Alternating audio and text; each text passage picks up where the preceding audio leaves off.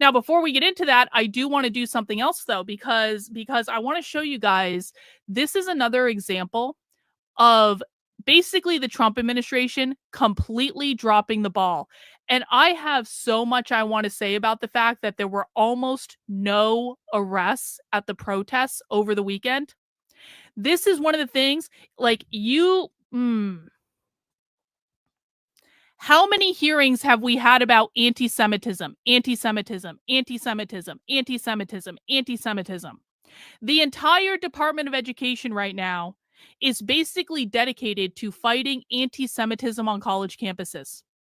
There have been 0 hearings about communist organizing in higher education. There have been 0 hearings about the political organizing activities of the unions. And in fact, when Antifa is publishing in the open about what they're going to do in this country, when Antifa is publishing openly about attacking ICE facilities, calling for other people to attack ICE facilities, it kind of seems as though the Trump administration isn't even paying attention. They just completely goes over their head. I did a live stream on my Substack. I uploaded it to YouTube yesterday, but I did this live stream, I think, on Friday, where people on my channel were 3 days ahead of people in the White House on knowing what Antifa was doing. That's just clocked. This is just fact. We knew they were going to attack the Broadview ICE facility outside of Chicago 3 full effing days before the White House even got around to looking at it. And I've had a lot of comments on my YouTube channel saying, Carlin, you don't really think you knew before the White House, do you? Because do you think that Trump needs to tell you everything? Okay, conservatives, okay, conservative retards. So what you're telling me is then that the Trump administration knew that Antifa was going to attack the Broadview ICE detention center outside of Chicago, and they did nothing about it. Which is worse? I don't even know which is worse. Did the Trump administration have no clue this was coming at all, and that's why they didn't do anything about it? Or did the Trump administration know exactly what they were doing, and they still did nothing about it? Which do you want? Because there were basically no arrests outside of Chicago on Saturday. There was basically no arrests in Portland last night. We're going to do Portland coverage later tonight. But the fact that the Trump administration is doing this big PR push to say, we declared Antifa a domestic terrorist organization and we are going to take care of it, and we're calling out the National Guard and all this shit. And then they do nothing. They do nothing. And if you actually watch the coverage from Portland last night, and we're going to watch it later. I know people wanted me to stream last night, but I had other things I needed to do. So we're going to watch some coverage of Portland from last night, and you're going to see the police showed up, arrested one person, and ran away. And it was just allowed to continue. And the Trump administration, how many days ago did the Trump administration say they were calling out the National Guard and the military on Portland? Because I've been hearing that for at least a week now. So where the ever-loving F were they? Where were they? Why was only one person arrested? Why does the Trump administration seem to be completely behind the 8 ball regarding what Antifa is doing? It's disgusting. It's disgusting behavior, and they should be embarrassed. So one of the things I want to do is I want to show you guys flat out before we get into the main video today. I want to show you guys that Antifa was publishing what they're going to do on websites days before they did it. And no one in the Trump administration even bothered to look.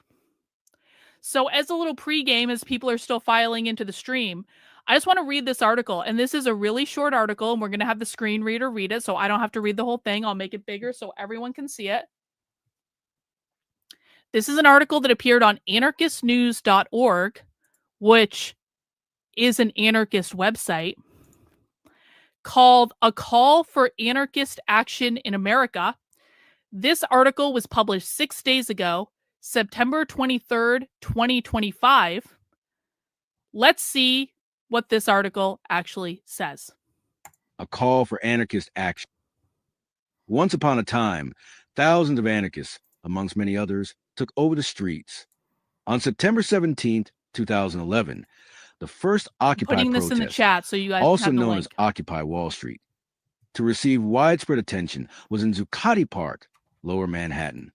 By October 9th, Occupy protests had taken place or were ongoing in over 951 cities across 82 countries, although the movement became most active in the United States. Hang on. I want to try to make this a little bit nicer for us to actually see. I want to try to make this a little bit nicer. Oh gosh, now the whole thing is just messed up. I messed it up. Okay. A call for anarchist action in America. We're back here. By October 9th, Occupy protests had taken place or were ongoing in over 951 cities across 82 countries, although the movement became most active in the United States.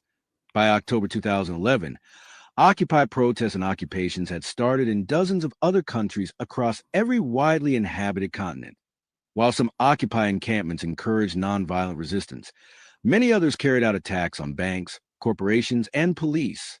On October 25th, 2011, Oakland police attempted to forcibly remove Occupy Oakland, which led to violent clashes.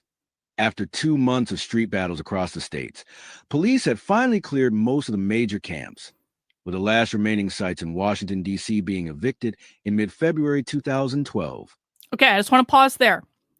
The anarchists are setting this up to say, look at what happened at Occupy Wall Street, as if to say, we're going to try to do exactly the same thing again now.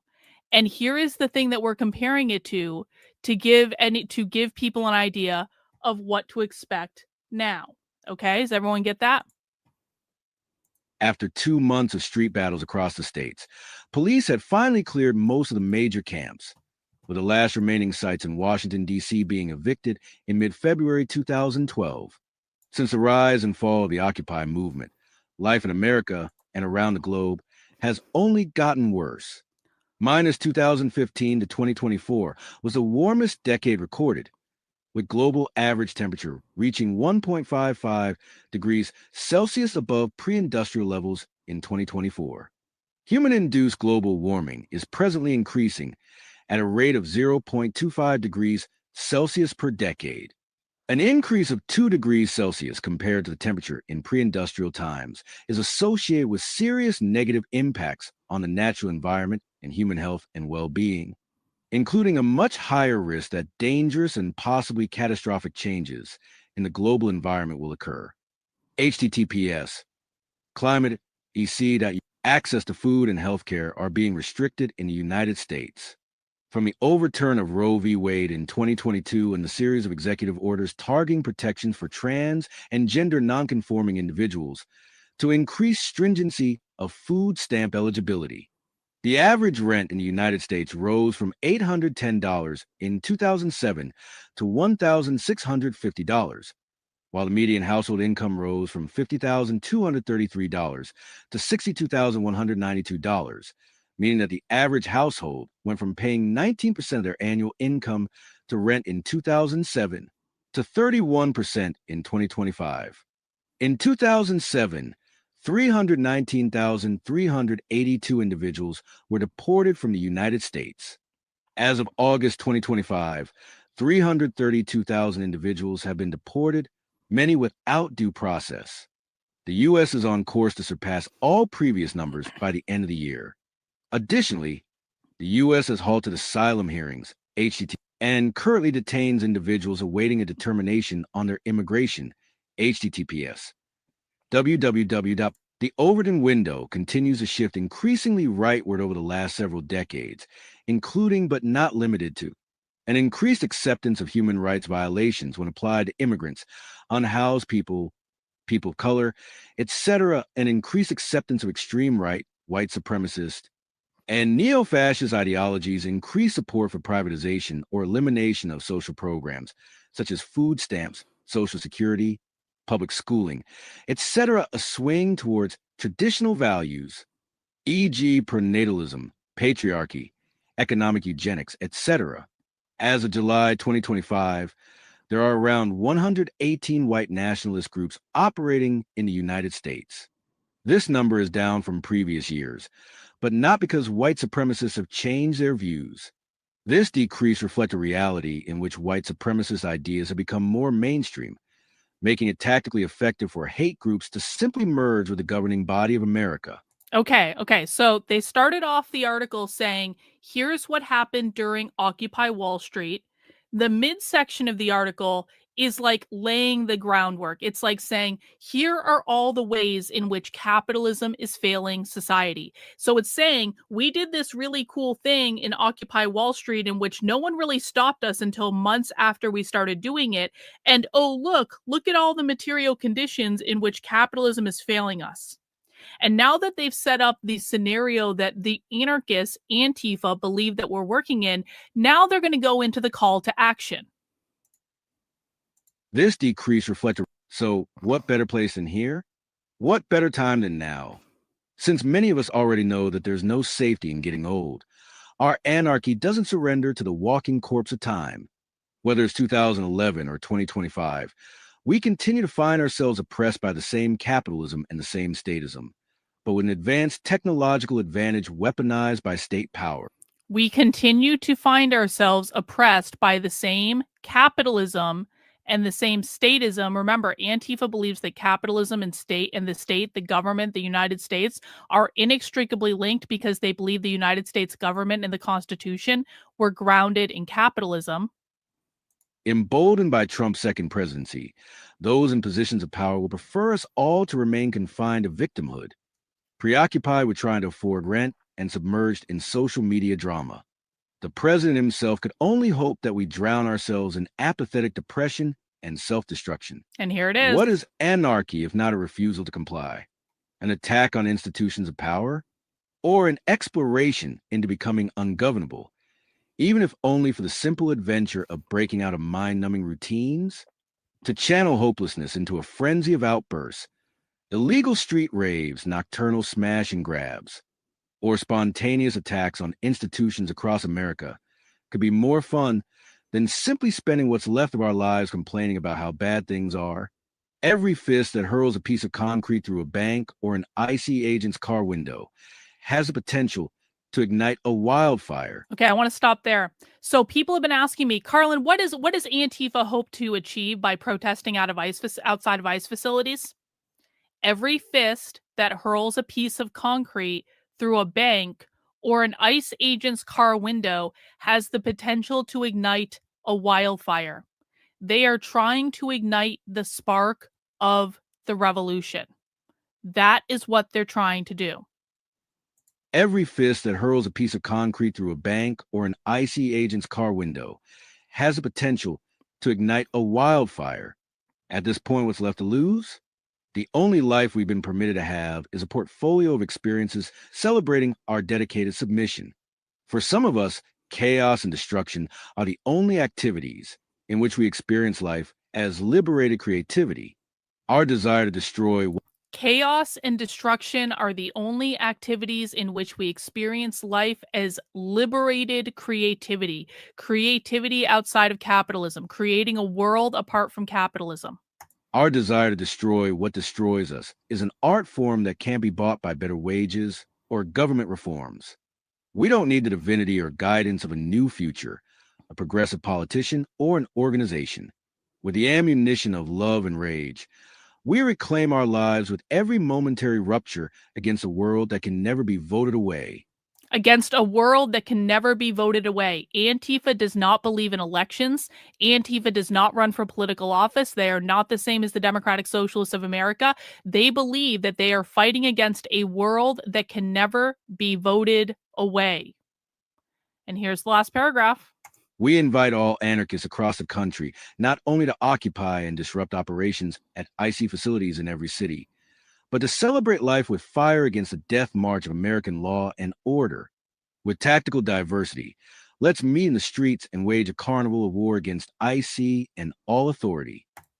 So that's pretty on the nose, isn't it? I know it takes them a minute to get there because communists write in very flowery language. This is what you have to get used to if you want to understand socialists and communists. But let's just read that last paragraph again, because that's really the call to action in this whole thing.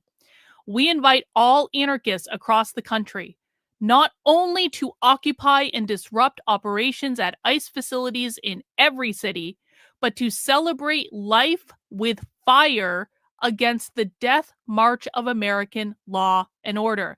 That means set police cars and buildings on fire.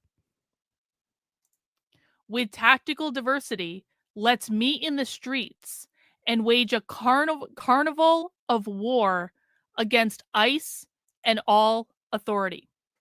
So you're telling me that 6 days ago, on a very prominent anarchist website, that the Trump administration, or minimally someone in the FBI, should absolutely be reading, they released a massive call to action telling people, attack ICE facilities, wage a war, wage a carnival of fire. And the Trump administration did nothing. They did nothing. There was no National Guard outside the Broadview facility in Chicago. There was no National Guard in Portland last night. There were barely any arrests. They've already declared Antifa a terrorist organization. Okay, so you're telling me that you're allowing terrorists to literally gather outside of ICE facilities to attack them, and you're still not doing anything? Guys, I'm sorry. The National Guard should have already been at all the ICE facilities over the weekend, and this shouldn't even be controversial. Like, I can get on a plane and I am in New Hampshire. I can get on a plane and be in Portland, Oregon in about 6 to 8 hours, depending. Why is it impossible that the Trump administration knew about all this stuff a week ago and they still did nothing? And if you think I told you that anarchists aren't Antifa, then you're too retarded to be in my audience. I thought you told us that most of these people aren't Antifa. We are on an anarchist website right now, reading anarchist material. Antifa are anarchists. Conservatives trying to own me because they didn't get the answer that they liked, and they're going, oh, I thought you said this, because they're trying to feel like they got one over on me because I won't tell them what they want to hear. So, do I think that Trump is going to do anything to stop Antifa and to stop the violence and to stop the rioting that is going to continue to ensue outside ICE facilities all over the country? No. No, I don't think they're going to do anything. I don't think they have any handle on this at all. Not in any way. I think they aren't even paying the minimal of attention to the things that Antifa is publishing publicly on the internet, because if they were, they would have known this information ahead of this weekend, and I promise you they didn't, because Stephen Miller started announcing stuff over the weekend, which tells me that he only found out about it over the weekend, whereas we found out about it several days prior, because we actually pay attention to what anarchists are publishing on the internet. So do better, Trump administration. Do better. Because right now, I am absolutely not impressed. Do you think someone in the Trump administration is in on this? No, I just think the Trump administration is incompetent. I think the FBI is incompetent. I think Trump's advisors don't know what the fuck they're talking about. I think, just like most conservatives, they think they know everything about the left when in fact they know nothing about the left because they never bothered to actually study their enemy. I think they know nothing. And this is why, guys, people ask me all the time. They say, Carlin, what do we do? What do we do to fight the left? What do we do to fight the left? And I say, the first thing you have to do is sit your ass down and learn about the enemy you're fighting. If you are unwilling to unlearn all the bullshit talking points that you have been told, if you are unwilling to sit down and actually listen to the real far left, if you are unwilling to do these things, there is nothing that I can give you to do, because you're just going to keep screwing it up over and over and over and over and over again. The reason that Trump is screwing this up is he has no clue about Antifa. They have no clue. Pam Bondi has no clue. Kash Patel has no clue. And I'm not even convinced that anyone working for them has any clue. And I'm not just saying this because they didn't do anything over the weekend. I'm saying this because I know people in government And everything that I have heard from people that would, quite frankly, know better than I would, every single thing that I've heard tells me the Trump administration doesn't know what the F is going on because they never bothered to learn and study their enemy. So that's what we do on this channel, guys. We learn about our enemy. We study our enemy. We know what our enemy is saying. We know what our enemy is doing. All of the information that we get comes directly from the left. There is no filter. There is no narrator. There is no middleman. There are no clips taken out of context. We watch the full content on this channel, and that is what we're doing.